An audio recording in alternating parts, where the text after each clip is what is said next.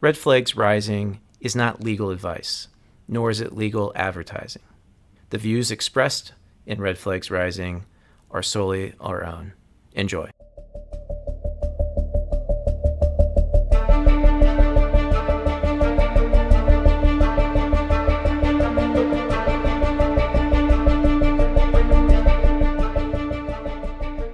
Hi, welcome to Red Flags Rising. My name is Mike Huneke. I'm a partner at Morgan, Lewis & Bacchius LLP. With me, as always, is my good friend Brent Carlson of Red Flags Rising Solutions LLC.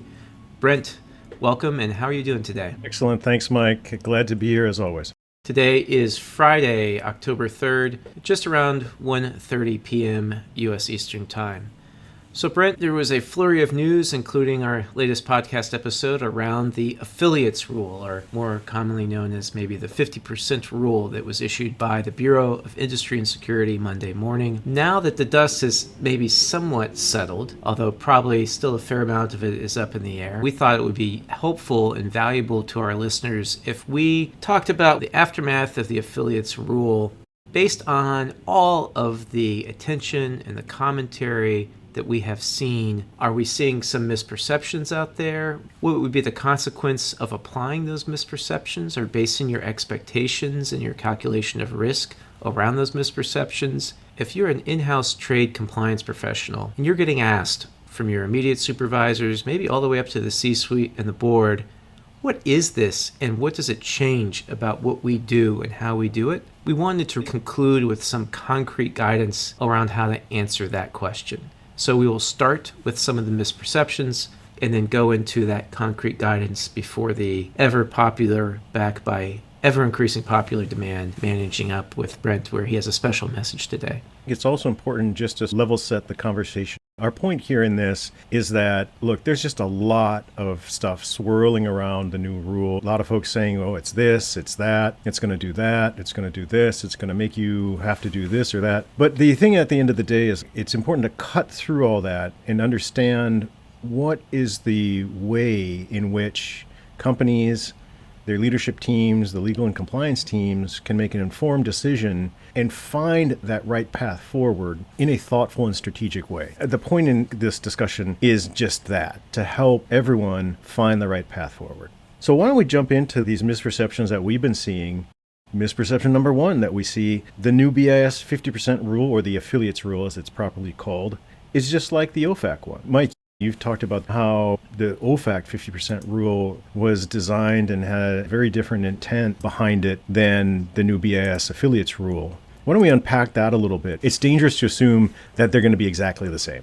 Certainly there are some overlaps. Conceptually, why this was an attractive enhancement to the entity list, both from the perspective of the United States Congress and from the perspective of political appointees within the Commerce Department with whom Congress floated this idea, is that it makes sense, at least at the top level, to have both OFAC and the Commerce Department have the same construct, the same rule. It's not exactly going to walk and talk the same way. To us, Brent, and you and I have talked about this a few times, there are important distinctions about the purposes for which each of these rules is being applied.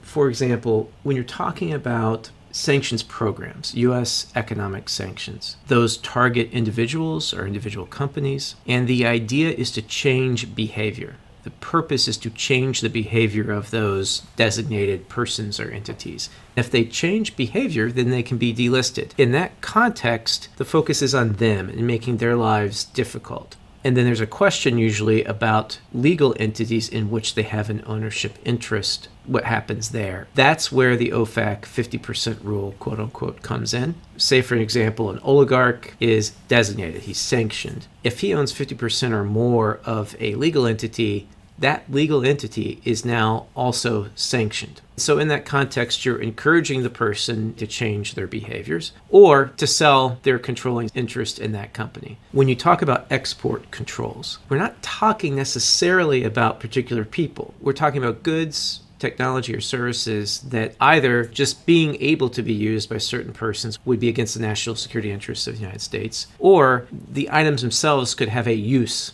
that is against our national security interests. When you're talking about the 50% rule there, it's less about changing behaviors and more about stopping the flow of goods, services, or technology to certain persons and to certain entities. It's just a slightly different idea. Where you might accept, for example, in the context of an OFAC sanction, a sanctioned oligarch or sanctioned entity divesting some of their interest in something, and really consider at that point that you've caused them the difficulty, the discomfort that the sanctions were intended to cause. When you're talking about items, it's more important to look at those red flags, I think, because, well, if you're going to continue to ship to an affiliate of a listed entity, you don't want to do that, and the United States isn't going to want to allow you to do that if this is just essentially acting, even in this particular context, as just a front company for the listed parent entity, whatever it might be. It's important to read the affiliates rule with that national security objective in mind. It's not really for the private sector or industry to decide that they just disagree with the national security perspective or finding of the United States government and then self-excuse themselves from the application of these rules.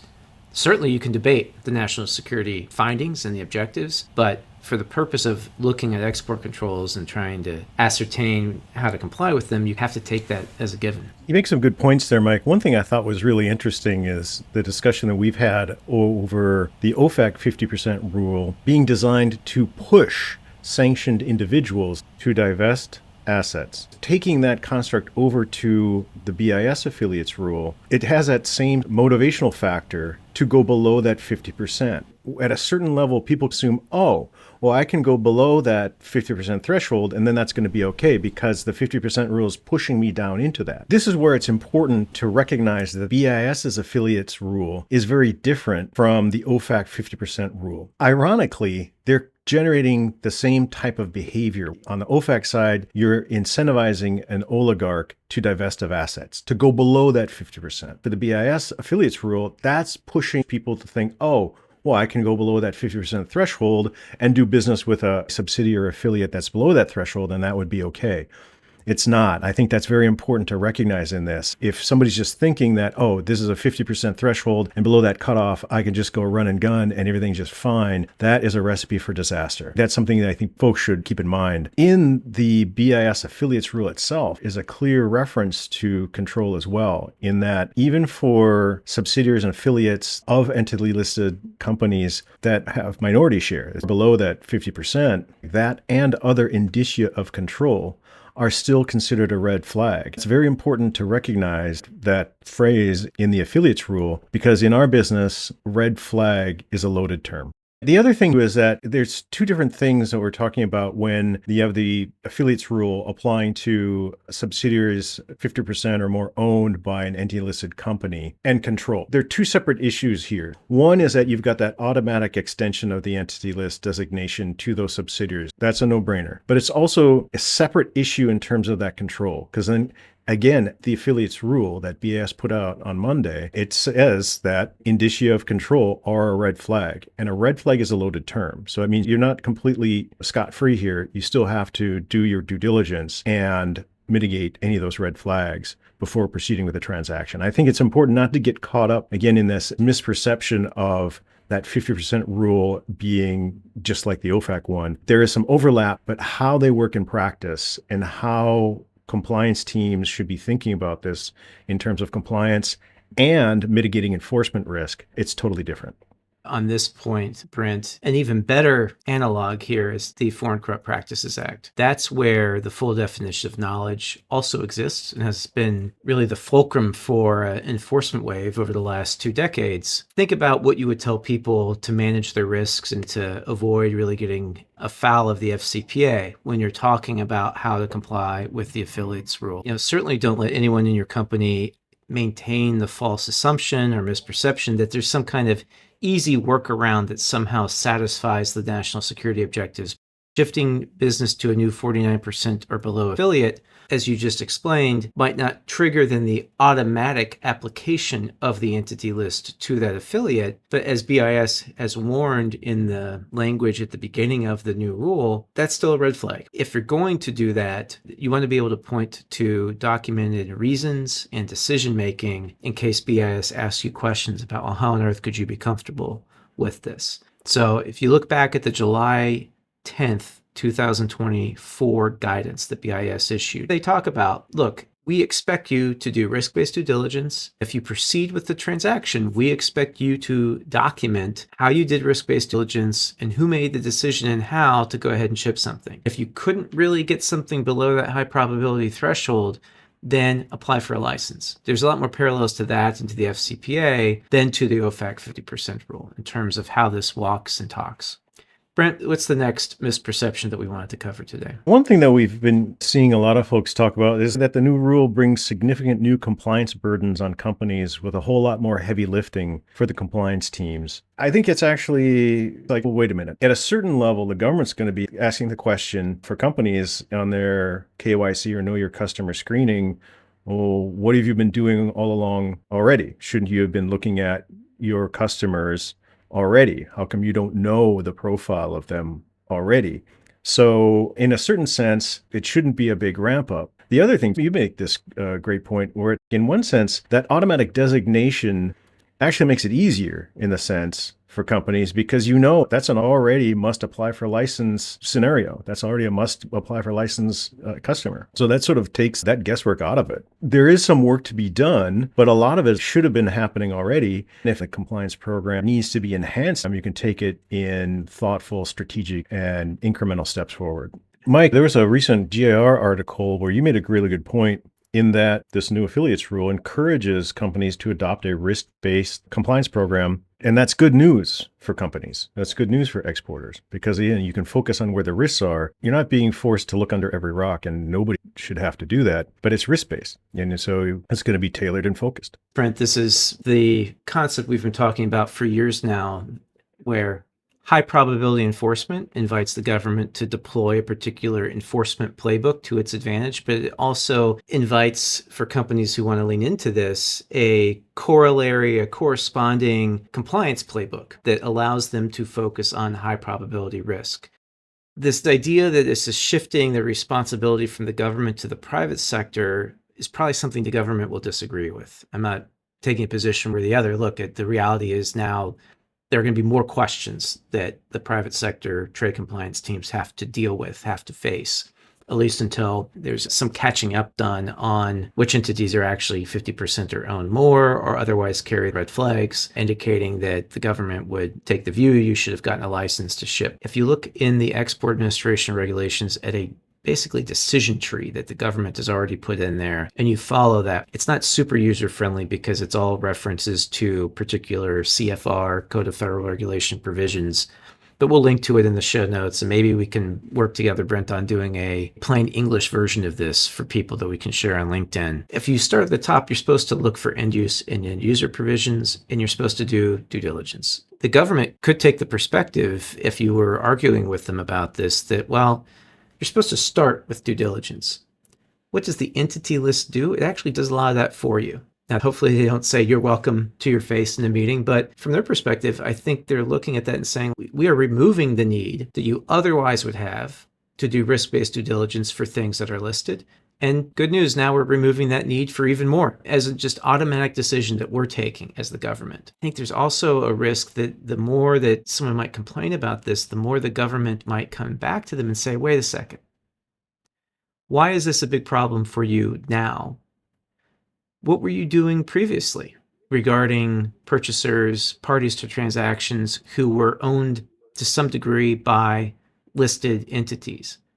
The government could take the view that there was commercially available software for a long time that maybe didn't automatically block these entities.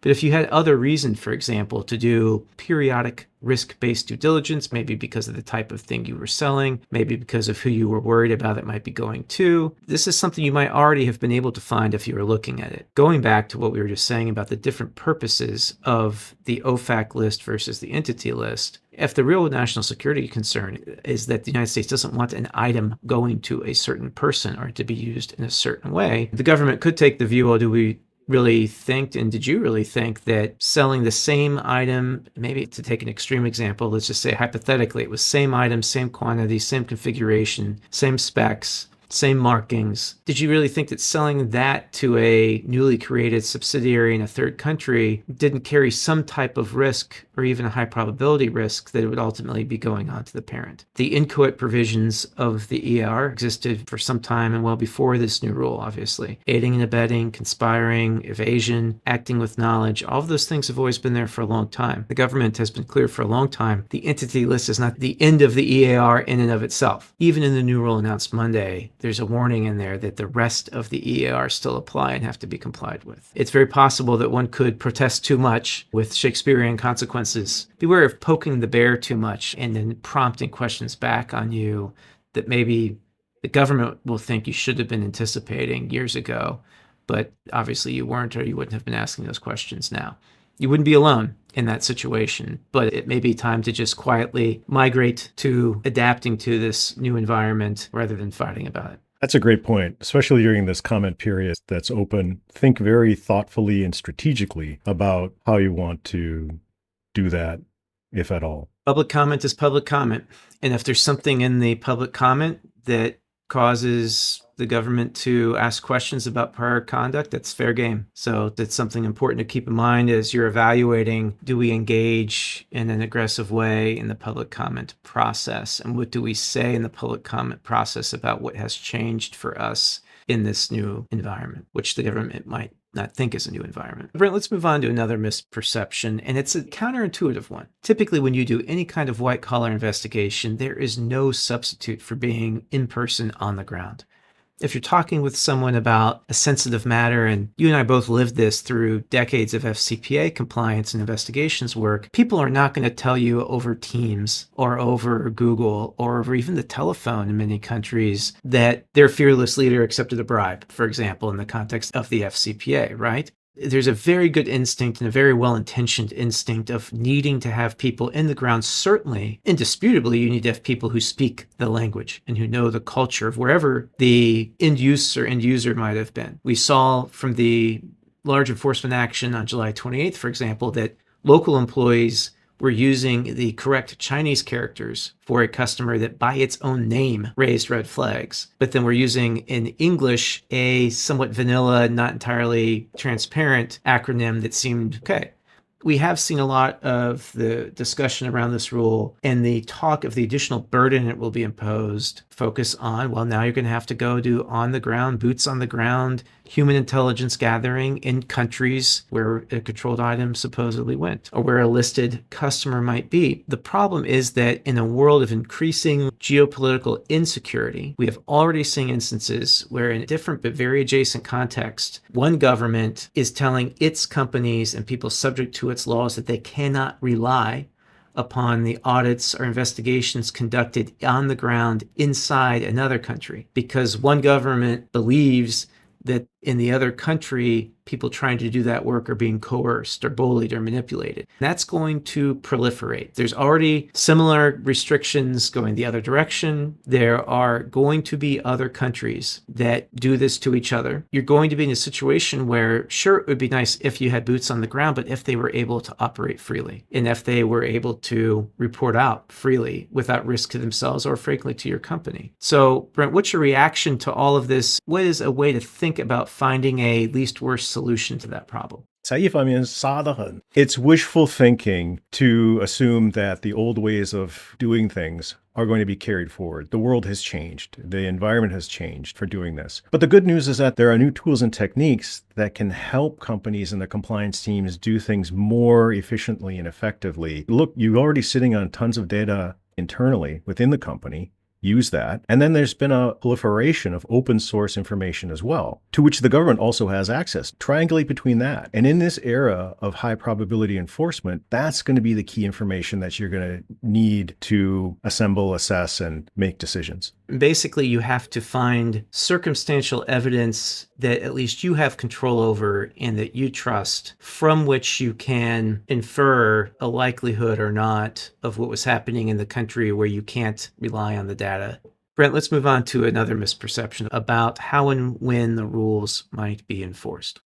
Right. So this is another thing that we've been sort of seeing out there thoughts, comments along the lines of, well, BIS may not enforce this, or BIS may find this too challenging to enforce. It's understandable in one sense, because we haven't seen that big wave of corporate enforcement cases really hitting yet. But recently, you've got the 9-figure settlement case that came at the end of July. And I think there's more on the way, because the old ways of doing things are not going to be carried forward. They're no longer effective. So if you look at what the signals are coming out of BIS in terms of enforcement, really the high probability era of enforcement is here. That's going to allow BIS to bring more cases, resolve them faster with higher penalties by leveraging that full definition of knowledge under the EAR. So the whole thing about this as being, and again, a Herculean task for BIS to go enforce, that's just a misconception that is not consistent with the new reality.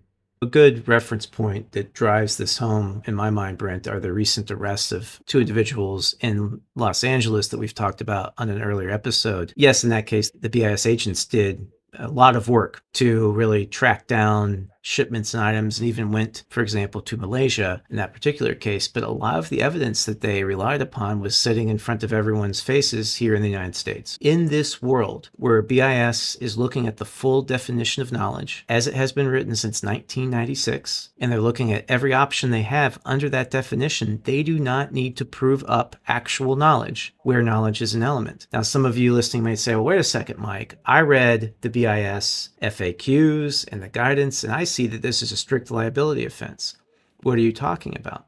Well, it is a strict liability offense that if they can show that you shipped to an entity on the entity list or affiliated therewith, as that's defined, they don't have to prove whether you were aware of that or not. They just have to prove that the item was sent there, or that there was frankly an attempt or a conspiracy to send it there. Where knowledge is going to be relevant is very similar to how it's relevant under OFAC sanctions enforcement. There, the offense itself is strict liability, but knowledge is super relevant to the penalty that results under the OFAC enforcement guidelines. BIS is going to look at that here as well. And then there's this other category, as we've been talking about, of potentially affected entities where they are maybe minority owned by a listed entity, but there are other indicia of control. BIS has expressly said it is informing the public that this is a risk. Why are they doing that? This is not one of those old public services announcements that we all grew up watching on NBC with the star and the rainbow above some movie star's head about the more you know. They are putting you on high probability awareness unless you can demonstrate through risk-based due diligence otherwise. So to the question that some have posed out there, how are they going to enforce this? This is going to be tough for them. They're going to have to put agents with guns in warehouses. No, they aren't going to have to do any of that. It would be very foolish to think that you could sit tight until they're somehow able to do that. They can enforce these laws without ever setting foot in the foreign country where these things went to. They really can. And it's unfair, perhaps, and it will certainly feel unfair, but in practice, this shifts the burden from them to you if you want to continue. So Brent, let's get to the last major misperception that we wanted to talk about.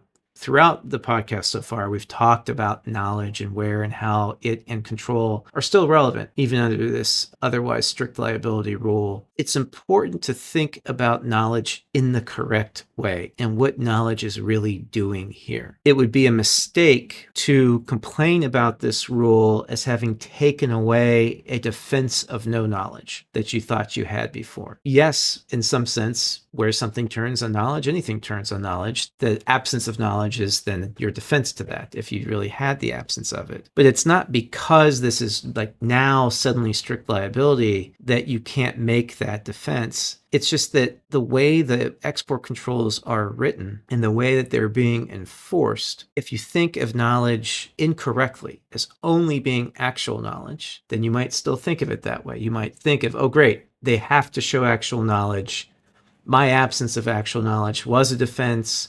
Now they're telling me this rule is strict liability, which, by the way, the catch-all provision that creates the entity list is a strict liability catch-all provision. It's one of the few, but it is one. So it's always been strict liability. just to put that out there. But if you correctly perceive knowledge to be fully defined, again, as it has been since 1996, to include not only actual knowledge, which if that was it, would be a very convenient defense that probably could be easily constructed just through a few creative corporate reorganizations and maybe an offshore transshipment jurisdiction or two. But you need to think of it as the full definition, because that includes reason to know, which our OFAC practitioners out there will be very familiar with already, and an awareness of a high probability. Where it's fully defined like that and fully understood, if you are going to go to the government and say, oh, I used to be able to say I didn't know anything and now I can't, you're going to prompt them to ask you some very serious questions about, well, why did you think you could say you didn't know before, when we all know since 1996, knowledge has been defined to include an awareness of high probability. If the government had placed an entity on the entity list because the government determined that that entity was participating in, let's say, a WMD program or a nuclear weapons program, or somehow supporting nuclear weapons development in another country that the U.S. considered to be adversarial, the government might take the view that correctly interpreting knowledge to include an awareness of high probability would mean, well, how could you ship to an affiliate of the same entity, again, putting this rule in the proper context of export controls and say not sanctions, and not have seen potential high probability risk that you should have done risk-based due diligence to mitigate, or if you couldn't mitigate it, applied for a license. If we're worried about the item going into, again, to carry through this example,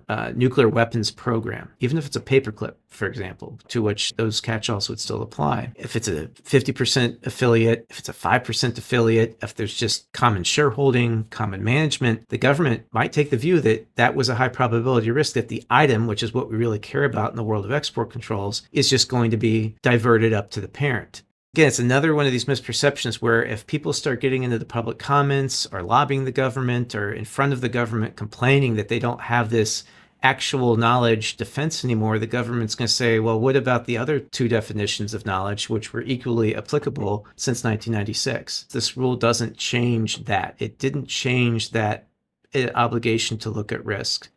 To me, if you look at the rule and you're surprised by the statements in the rule that say you have an affirmative duty to know the foreign ownership of all parties to a transaction, and you're surprised because you had looked at certain language in prior guidance from BIS where you interpreted it to mean you didn't have an affirmative duty to look behind the representations of counterparties. As we've said before, Brent, even though before and after that clause and throughout the guidance document, it's clear you need to be aware of red flags and trying to mitigate them. The government is not going to be sympathetic. If that's why there's suddenly additional costs and expense and inconvenience to you, they're not going to be sympathetic. Knowledge in this context is not something that you could have flipped on its head to say, well, yes, we knew that this nuclear weapons program involved entity that the government just listed owns 80%, whatever it might have been, of this affiliate. But as long as we can convince ourselves we don't actually know that the affiliate is going to flip these parts immediately up to the parent, then we're okay. Where you're going to be particularly challenged to respond to government questions about that is the more that the items resembled exactly what you were shipping to the listed parent entity before. Same items, same quantities, same specs, same markings. How different are the shipping documents actually? Where do they actually go? You want to be very careful that you can defend very cleanly and very confidently what was done in the past if you're going to raise these issues with the government right now.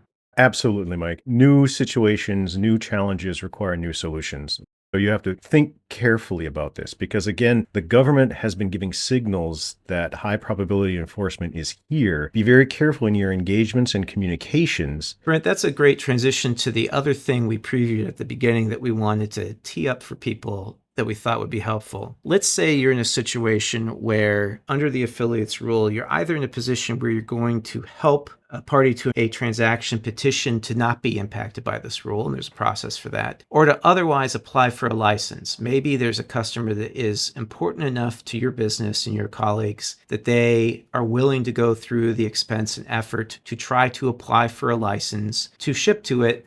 There's a requirement that you explain the due diligence process that you went through. You need to explain why your shipment of that item to the affiliate is not really going to trigger, in a practical sense, the same type of national security concerns that a shipment directly to the parent would. So some things that at least came to our mind, Brent, as key points for people to keep in mind, that they really believe that the affiliate doesn't pose the same national security concerns. What might be the types of things that, at least spitballing off the tops of our heads here, would be the types of things that if they could anticipate these questions and address them in the application or alongside the application, that would go a long way to getting in front of what would likely be the immediate questions from BIS. The first thing is, throughout the whole process of preparing and then submitting the application, go back and connect the dots between your current request and the original reasons why the parent entity was put on the entity list in the first place. You may have to do a bit of digging. Usually there's at least a sentence or two that explains what was the particular concern of the United States government that caused the review committee to put the entity on the entity list. If there's something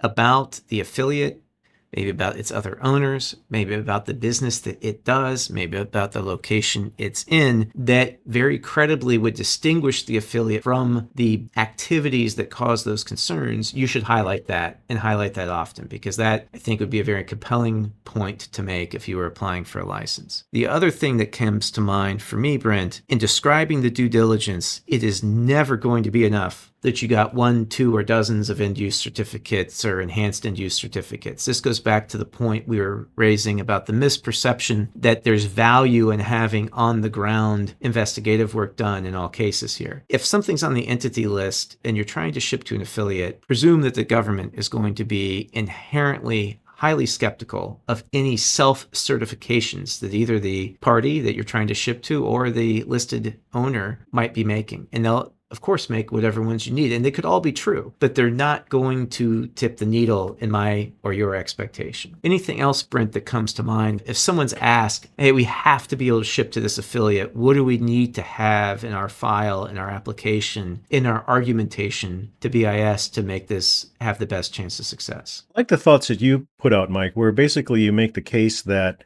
the business with that affiliate now, even though it may be attached to the entity list designation of its parent, did not overlap with what was going on in the past with its entity listed parent. I think that's really important. And that happens. That would be important to show, where it's like, hey, this is a different product, different technology, different applications that are going on here. This has been something that's been going on for a while. It's not something that just came out of the blue when the parent got onto the entity list. There are definitely cases to be made there that could be quite helpful. Last point on that is that anticipate that BIS will ask you about the history of shipments to the listed parent or otherwise shareholding entity and the shipments now. What were the trade flows like before, and how were the new trade flows set up now? You couldn't do this, obviously, for every counterparty, but if you look at the July 28th enforcement action, where was the information that was ultimately relevant to the enforcement risk? It was not sitting with trade compliance. In fact, none of it was sitting with trade compliance. There is no allegation in the BIS settlement of that case that trade compliance knew anything. That's part of the problem, but they weren't sitting on information, and people weren't telling them information that was relevant to the real concerns that ultimately led to a $140 million penalty. It was information with sales. It was information with finance. It was information with the materials team. It was information throughout the company. Do you have to turn over every stone, interrogate people,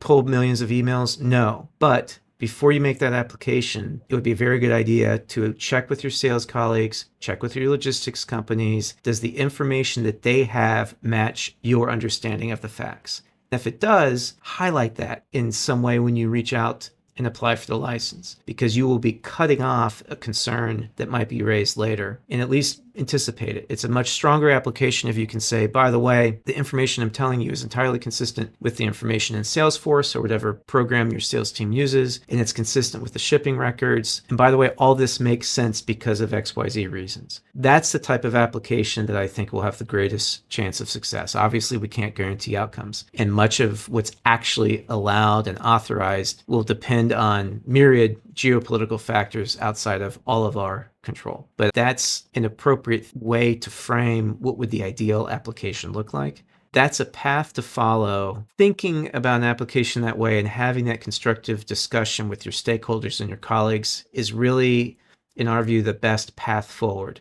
It's a path forward, frankly, that can give you as a trade compliance professional comfort that you're looking at as reasonably as possible a whole picture that you can really stand behind and not feel like you're just submitting the same application over and over again and wondering why it goes nowhere. Look, all of these things that we've talked about today, all of these misperceptions, we are not making light of it. This is a very complicated world that we all live in. Things are changing all the time. No one needs yet another thing to change. But in thinking about the impact of this change and articulating its impact on you, especially if you participate in public comment on this over the next 30 days, be very cognizant of how what seems like a very legitimate concern you may have might be perceived a little differently, perhaps, by the people reviewing the public comments. Again, anything you put in the public comment is a public comment. And yes, you can hold back confidential business information. You can do all that stuff so it's not public, but it's still going to be fair game for anyone at the Office of Export Enforcement who might end up looking at it.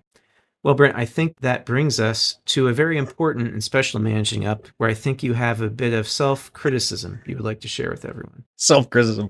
Yeah, that's right. Okay. We spent too much time in China. The managing up this time is even monkeys fall from trees. So I first want to just apologize to listeners out there. On the last episode, my sound sounded like I was in a fishbowl. I actually was not in a fishbowl, but I had some just minor adjustments to my microphone, which yielded fantastic results. And so sometimes it's like, we deal in this world, we're running and gunning, we're dealing with a million different things, everything all at once. And sometimes the solution is literally staring us right in the face.